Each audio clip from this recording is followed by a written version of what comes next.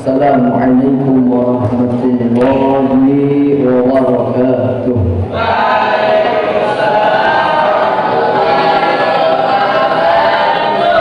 Al-Fatihah biniyatil qabul wa tamam kulli wa ma'mur wa 'ala sila sya'nu zahiran wa batinan fid din wal dunya wal akhirah wa binniyati anna Allah al-karim fatu 'alaina wa 'alaikum futuhal 'arifin wa yufaqqihuna fid din wa yurzuquna fi kamal ikhlas wal yaqin wa ila arwahi awliya wa syuhada wa salihin wa ila arwahi masyayikhina wa muallimina fid din khususan mu'allif hadzal kitab Syekh Yahya bin Syaraf أن الله الكريم يعلي درجات في الجنة ويعيد علينا من بركاتهم وأسرارهم وأنوارهم في الدين والدنيا والآخرة وعلى كل يوم صالحا وعلى ما نوينا وعلى ما نوى به سلفنا الصالح إلى حضرة حبيبنا وشفيعنا ومولانا محمد صلى الله عليه وسلم. الفاتحة.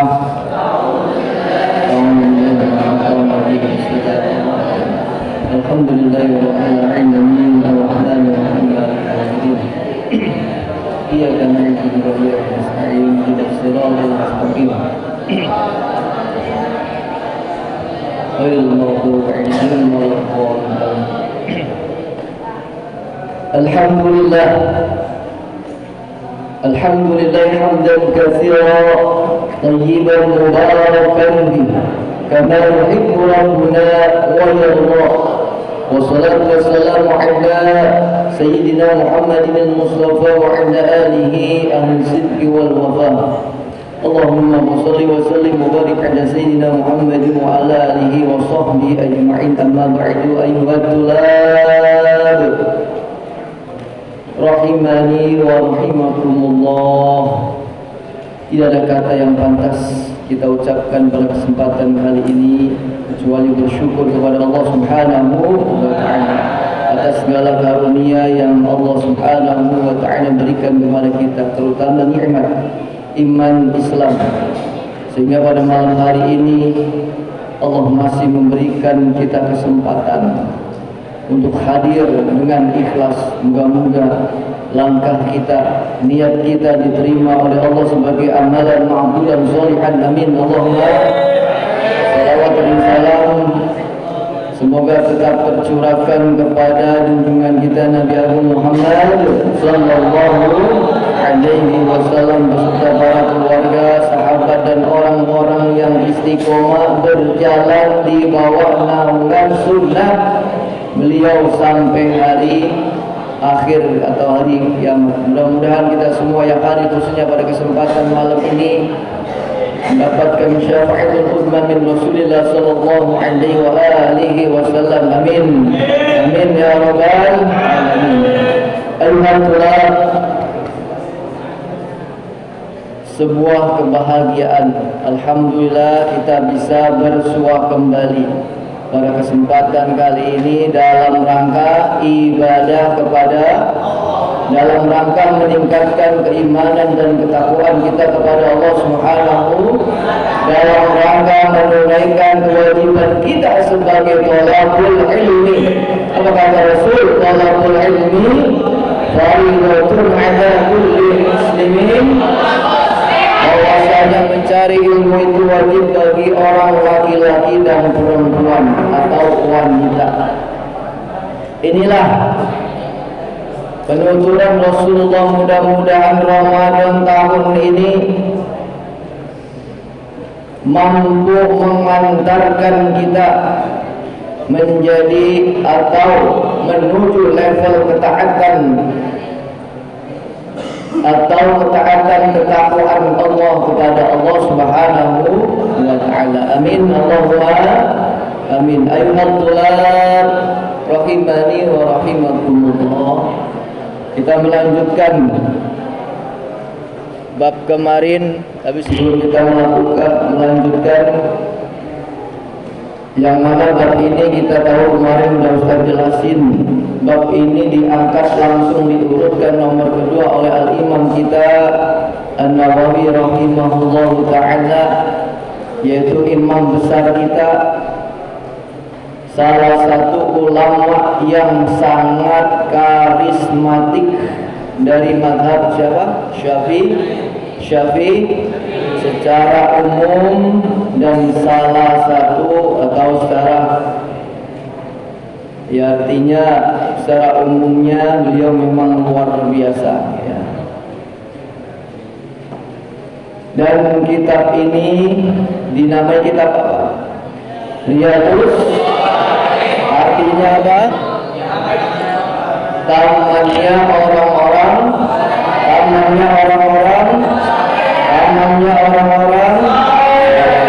kita berharap mudah-mudahan Allah Subhanahu wa ta'ala memberikan taufik kepada kita sehingga kita bisa istiqomah mengaji kitab ini sebagaimana kata Rasul sallallahu alaihi wa alihi wasallam, ahabbul a'mali ila Allah adwamuha wa in qala. Amalan yang paling dicintai Allah Subhanahu wa ta'ala adalah amalan yang dilakukan secara kontinu, istiqomah, walaupun meskipun sedih. Kalian pernah dengar nggak? Gak cuma itu, biar kita mantap lagi ketika kita mencari ilmu itu harus istiqomah. Ada kaul ulama, ada kaidah yang namanya, pernah dengar? Man sadaka sabat. Apa artinya? Man sadaka sabat. Barang siapa yang konsisten pada satu titik, maka dia akan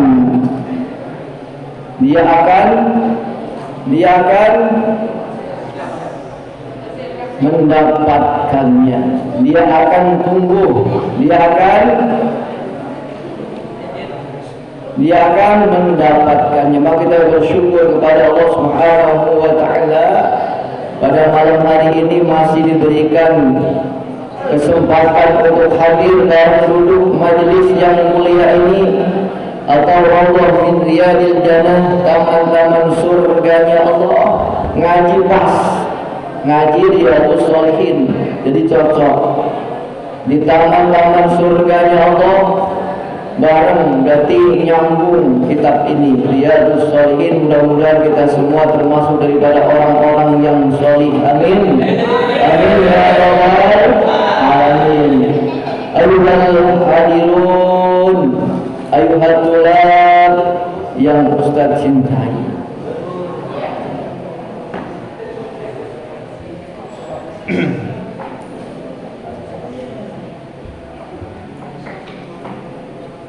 Kemarin kita udah bahas tentang bab taubat.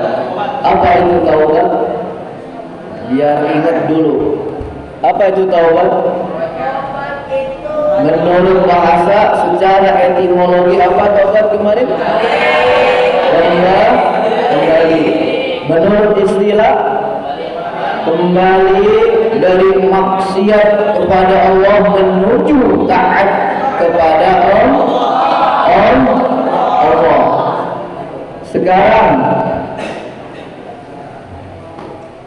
taubat yang paling tinggi levelnya dari taubat daripada kekufuran menuju keimanan, taubat daripada kesyirikan menuju ke tauhidan. Itu level yang pertama. Level yang kedua, taubat daripada dosa besar menuju taat kepada Allah.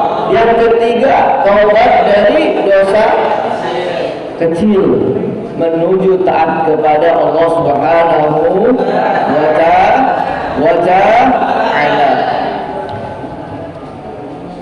Oke, kemudian kemarin sempat kita sudah bahas hukum taubat apa? Hukumnya apa?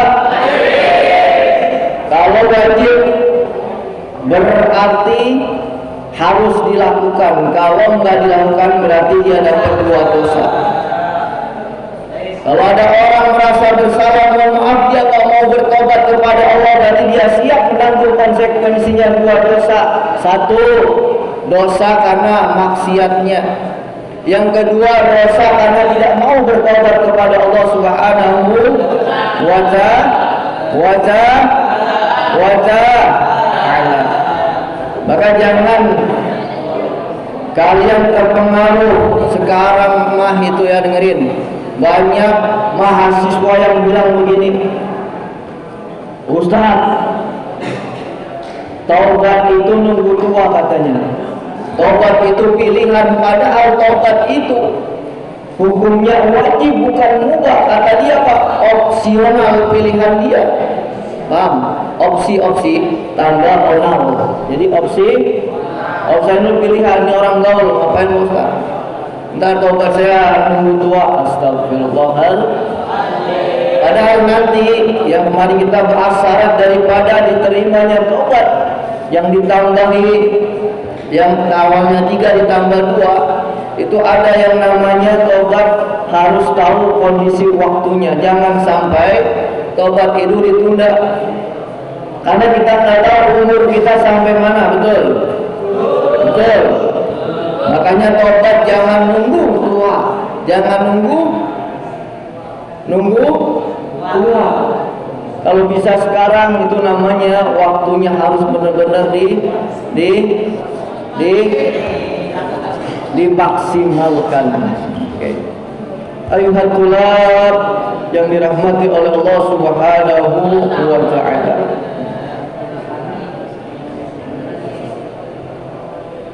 Maka dosa-dosa, maaf ya nih, kemarin jelasin dikit terkait tentang taubat daripada dosa besar. Dosa besar itu salah satunya, di samping syirik kepada Allah, kufur kepada Allah, ada namanya dosa besar. Dosa besar, kalau Ustaz baca nih kitab nih, dengerin ya, ini Ustaz tambahan aja. Salah satu dosa besar kalau dia dilakukan setiap waktu, bahkan setiap hari, mohon maaf, ini dosa ini bisa menempatkan kalian di neraka. Satu kali kalian melakukan, neraka tempatnya 1000 tahun. Mau? Kalau kalian buka baca di kitab-kitab yang lain, ada yang namanya inzal. Tahu inzal? Perkara yang membatalkan puasa. Kalau kelas 4 sudah belajar, kelas 5 sudah pernah mungkin. Inzal itu perkara yang kalau kata Imam Syafi'i dosa besar itu kalau dilakukan itu tadi. Ya. Apa itu inzal? Cari keterangannya di kitab. Gampangannya kalau bahasa gaulnya itu namanya ONANI itu ya. Kamu tahu sendiri, dieja sendiri. Oke, itu dosa besar hadirin. Kalau kalian tidak bertobat kepada Allah, kalau kalian tidak bertobat kepada Allah, hati-hati. Sekali kalian melakukan perkara itu, neraka 1000 tahun siap menjemput kalian. Baik itu? Oke, kemarin kita jelaskan ada 3 syarat agar taubat tidak diterima oleh Allah Subhanahu wa ta'ala. Yang pertama kemarin, siap meninggalkan maksiat yang pernah dilakukan. Tinggalkan, simpel aja. Yang awalnya nggak sholat, tinggalkan, sekarang wajib maaf, yang sudah menikah, yang zina, kalau ingin bertobat benar-benar, tinggalkan itu zina. Gampang, simpel. Kalau ada orang, mohon maaf, nggak puasa hari ini, tadi udah 2 hari nggak puasa, sekarang tobat, tinggalkan, menuju ketaatan kepada Allah untuk bertobat besok puasa. Yang sholat, males sholat, ninggalin sholat, remehin sholat, hari ini juga harus tobat. Sholat yang awalnya meninggalkan perkara yang wajib berani Allah, sekarang sholat. Mohon maaf yang tadi saya sampaikan ya, yang hari ini mungkin kemarin gak sadar bahwa itu dosa besar, maka sekarang tinggalkan yang namanya inzal. Paham? Yang kedua, agar tobat kita diterima oleh Allah Subhanahu wa taala adalah apa? Menyesali, ya Allah, saya sangat menyesal atas perbuatanku, ya Allah.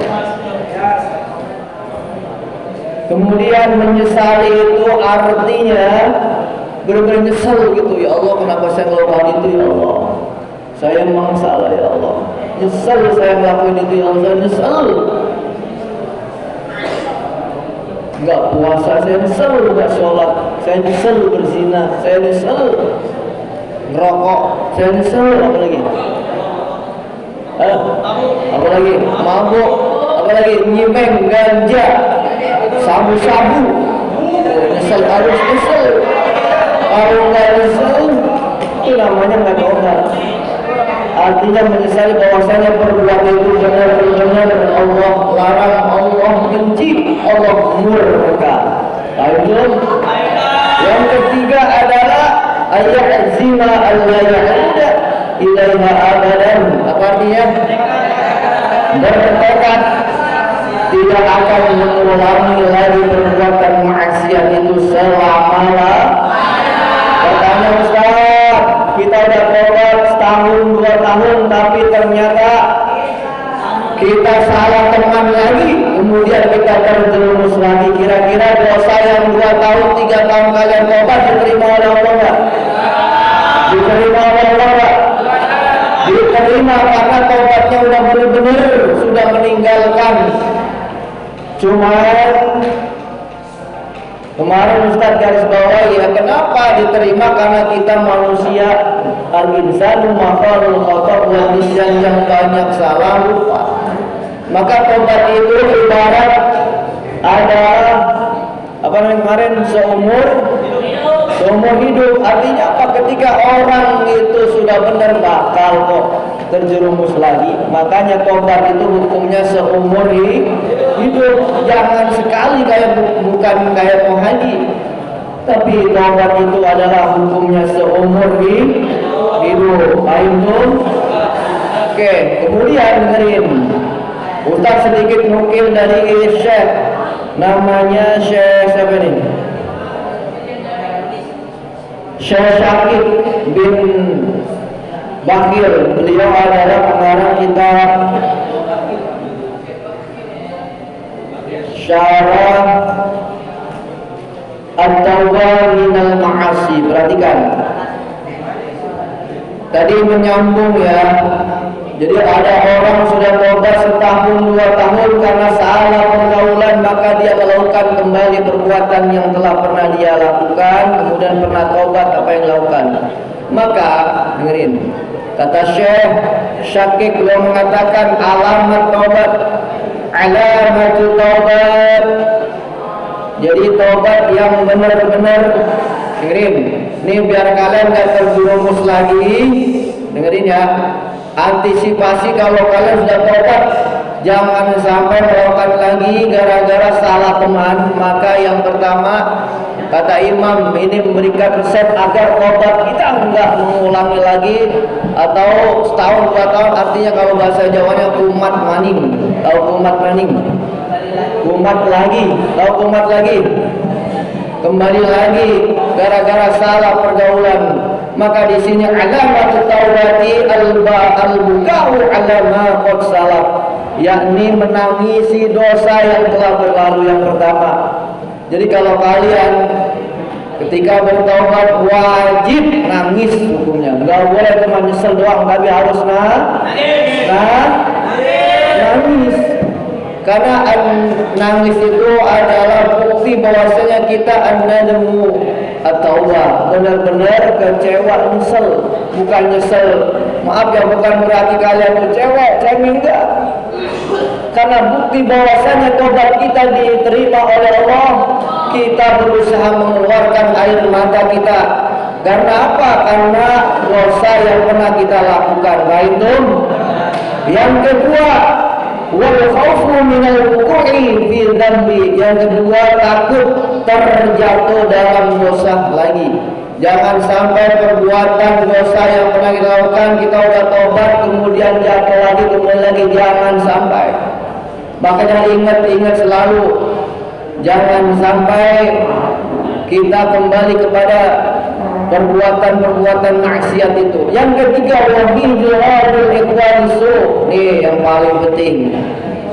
Yang paling penting biar tobat kita diterima oleh Allah, biar kagak lupa, makanya tinggalkan tuh teman-teman yang buruk akhlaknya, dengerin. Makanya jangan salah bergaul. Kalau udah tobat udah nggak mau ngelakuin lagi, masih aja bergaul sama mau bencoleng kalau bahasa Jawa namanya. Tahu bencoleng? Orang BAJNA ya, itu hati-hati. Itu jauhi teman-teman yang buruk atau teman-teman yang menyimpang. Hati-hati ya, hati ya. Itu. Yang terakhir, wa mulazamatul akhyar. Nih, cari teman, membersamai, mendampingi orang-orang yang baik. Nanti nih ya, kalian yang udah kelas 6 lulus, nyari ketika lulus cari teman yang baik. Jangan nyari teman yang mohon maaf ya, teman yang suka melanggar perintah Allah, salah gaul. Padahal kalian alumni ikut-ikutan, mohon maaf, mabuk-mabukan, nyimen, ganja, ekstasi, miras.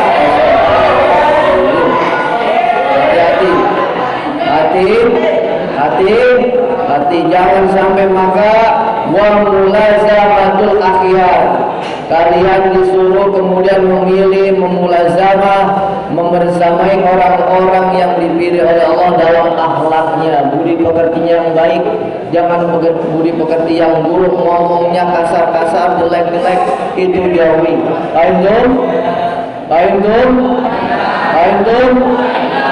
Oke, itu mereview yang kemarin, kita melanjutkan yang sekarang. Oke, bismillahirrahmanirrahim. Qala al-muallifu rahimahullah ta'ala, nafa'na bihi wa bi ulumihi wa bi dairani amin ya rabbal alamin. Oke, bismillahirrahmanirrahim. Wa in kanatil ma'siyatu tata'allaqu bi adamiyyin fa syurutuha arba'atun. Oke, kita melanjutkan kalam Al-Imam An-Nawawi. Maka apabila maksiat tata'allaqu, ada hubungannya di adamiyin dengan anak Adam atau orang lain, fasyurutuha arba'atun, maka syaratnya ditambah jadi berapa on? Hadis salah satu yang 3 atas itu berarti berlaku, cuman ditambah 1. Paham? Apa tambahannya? Wa ayyabura min haqqi sahibiha. Yang keempat ini adalah menyelesaikan min haqqi sahibiha, daripada hak-hak tetangga kita, orang yang mempunyai hak tersebut. Jadi kalau kita punya salah sama orang lain, sama salah sama orang atau Bani Adam yang pernah kita ambil haknya, contoh kalian jadi ditakdirkan oleh Allah jadi bupati, ditakdirkan jadi lurah, ditakdirkan oleh Allah jadi presiden, ditakdirkan oleh Allah jadi menteri, tapi ternyata mohon maaf amanat kalian diselewengkan. Apa yang terjadi? Kemudian kalian mengambil hak orang lain, mengambil hak rakyat, yang rakyat itu kemudian menjadi sengsara. Maka salah satu tobat kita, syarat yang keempat, harus menyelesaikan. Kalau memang kalian pernah atau orang yang punya jabatan pernah mengambil hak orang lain dalam arti korupsi, maka kembalikan hak itu, selesaikan hak anak Adam. Kalau pakai uang selesaikan Ya, itu ini syarat taubat akan diterima oleh Allah Subhanahu wa taala jika hubungannya dengan sesama manusia. Tapi masih yang 3 yang di atas itu masuk, cuma ditambah 1. Fa in kanat malan aw nahwihi rabbuhu ilahi. Apabila ada hak orang lain yang berupa uang aw nahwihi atau semisalnya, rabbuhu maka wajib mengembalikan ilahi kepada man hak atau orang yang berhak tadi. Contoh, jujur, siapa yang suka gosok, yang suka ngambil barang orang lain, yang suka pakai baju orang lain bahkan ngebalikin? Siapa yang suka ngutang nggak balikin? Siapa yang suka ngutang nggak balikin? Mulai sekarang taubat, dibalikin uangnya. Dengerin, uang itu berharga, apalagi kalian lagi jadi santri. Jangan gampang banget ngutang duit, paham nggak? Santri, jangan gampang ngutang dulu. Itu hak orang lain, itu hak teman kalian. Kalian ketika ngutang minta enak banget, tidak ditagih kayak astagfirullahaladzim. Hati-hati, kalau kalian nggak tobat, nggak bayar hutang, hati-hati itu. Tobatnya tidak diampuni oleh Allah, tidak sah. Paham?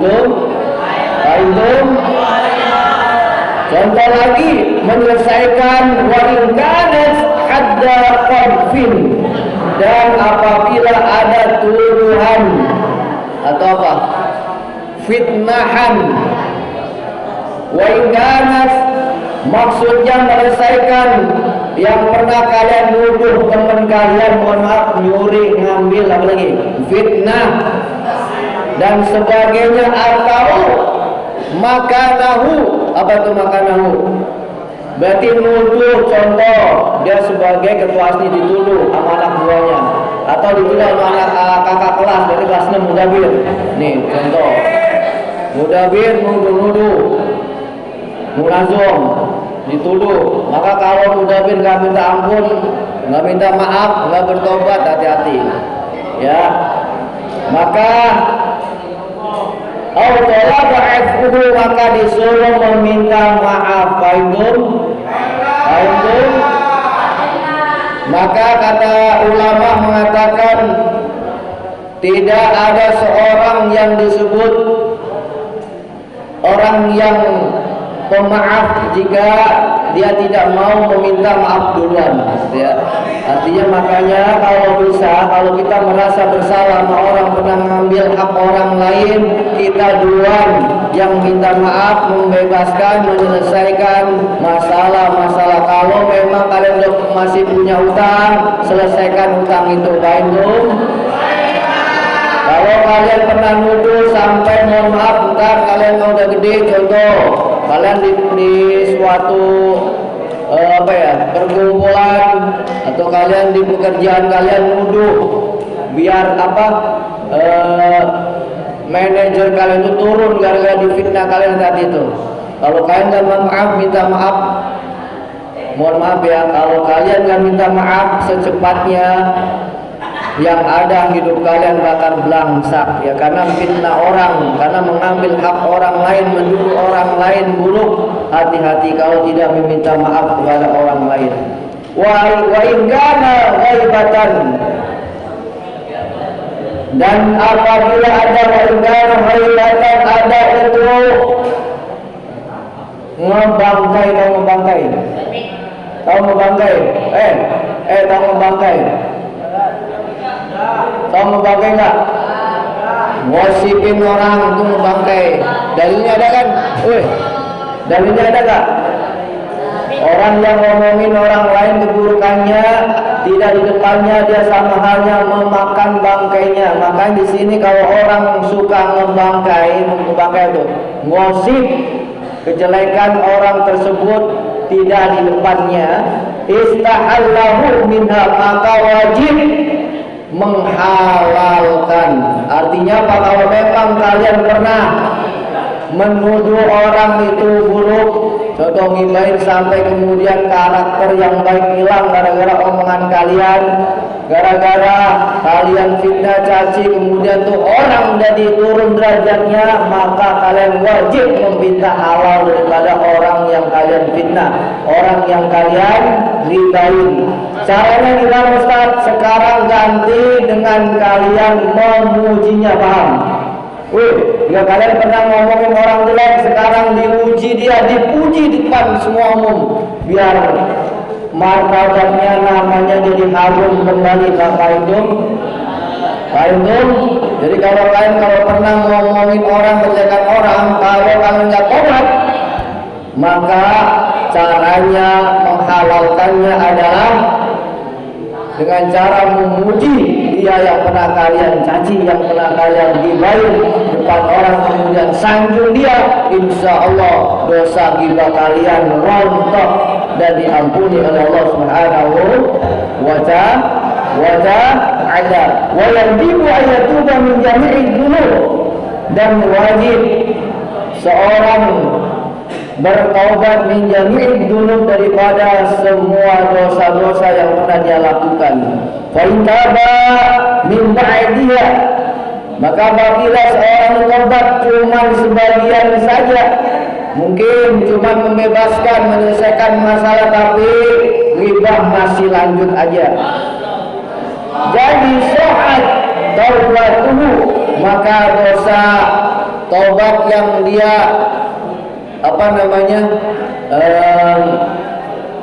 lakukan karena sudah membebaskan haknya orang lain, maka taubatnya tetap diterima oleh Allah Subhanahu wa ta'ala. Cuman tobat yang nuduh orang dia belum tobat, cuman tobat yang fitnah orang, yang gosipin orang belum, maka tobatnya belum diterima. Baik dong, cuman baru menyelesaikan. Atau contoh nih ya, dengerin contoh, banyak pinjem motor gak balik motornya, pinjem mobil nggak balik mobilnya, itu namanya hati itu mengambil hak orang lain. Atau pinjam HP iPhone temennya nggak dibalikin, katanya hilang padahal diambil, hati-hati. Maka wajib mengembalikan hak orang lain berupa HP. Kalau memang nggak bisa bawa HP, ganti duit. iPhone berapa harganya sekarang? iPhone 15 berarti berapa juta itu? Udah duit itu 15 juta, kasih temen kamu yang kalian ambil HP itu. Ngomongnya pinjam nggak balik setahun, astagfirullahaladzim. Tobat, balikin duit, balikin tuh barang. Baik dong, kalau kalian nggak balikin tuh barang, nggak balikin tuh duit, maka tobat kalian nggak diterima oleh Allah Subhanahu wa ta'ala. Wa baqi'atul baqi, maka tersisahlah apa alai atas man al-baqi, sesuatu yang masih tersisa tadi ya.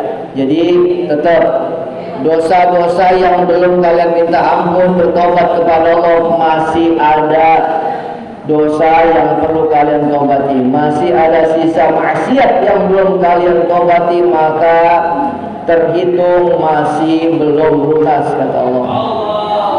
Waqad tadhaharat dalailul kitab was sunnah, dan jelas dalil kitab atau kitab itu Al-Quran was sunnah, hadis wa ijma'il ummah, dan konsensus para ulama ada wujud taubat, atas adanya taubat. Allah Subhanahu wa ta'ala berfirman, wa tubu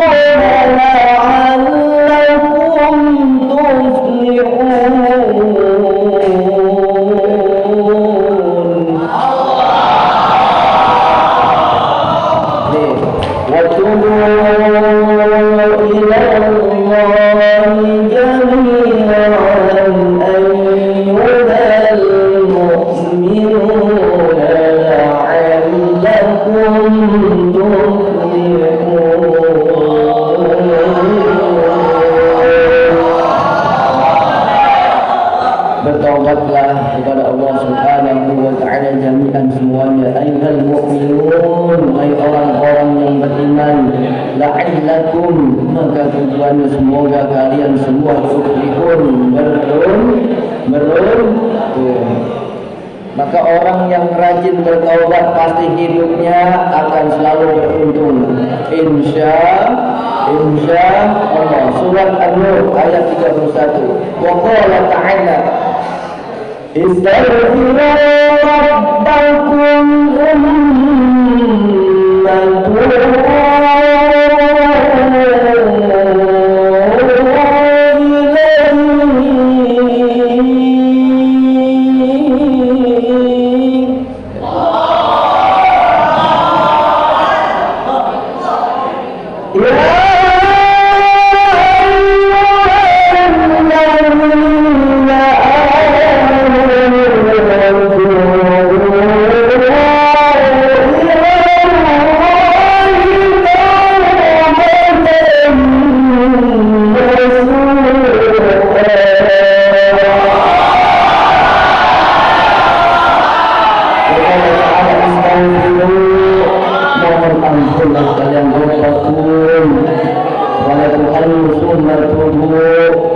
kemudian bertobatlah kalian mulai kepada Allah Subhanahu wa ta'ala. Ya ayyuhalladzina amanu, wahai orang-orang yang beriman, tubu, bertaubatlah kalian kepada Allah, kepada Allah taubatan, yakni taubat nasuhan dengan sungguh-sungguh.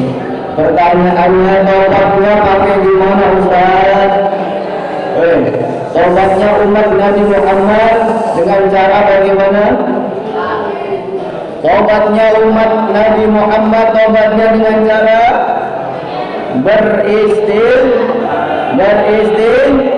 Oke, mari kita baca Sayyidul Istighfar. Habis itu sudah. Satu, Sayyidul Istighfar. Allahumma anta